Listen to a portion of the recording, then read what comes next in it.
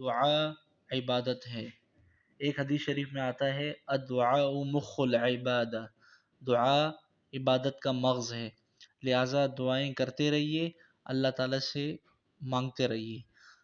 दुआ के अल्फाज जो आपके सामने ज़ेर नज़र हैं, ये मैं पढ़कर सुनाता हूँ। कुरान करीम की एक आयत है, उसका ये टुकड़ा है।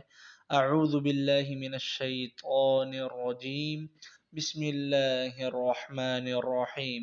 रब्बना ला तुआखिज़ना इन नसीना औ अख्तअना रब्बना वला तहमिल अलैना इस्रन कमा हमलतहु अलल्लज़ीन मिन क़ब्लिना रब्बना वला तुहम्मिलना मा ला ताक़त लना बिहि वअफ़ु अन्ना वग़फ़िर लना वरहमना अंत मौलाना फंसुरना अलल क़ौमिल काफ़िरीन।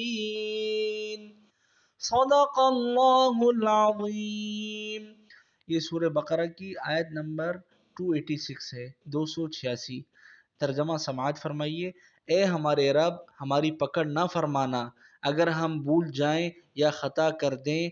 ए हमारे रब, हम पर वो बोझ ना डाल जो तूने हमसे पहले लोगों पर डाला था।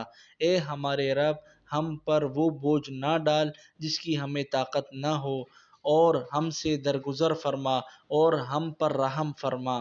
तू ही हमारा मालिक है, हमें काफिर कौम पर गलबा अता फरमा।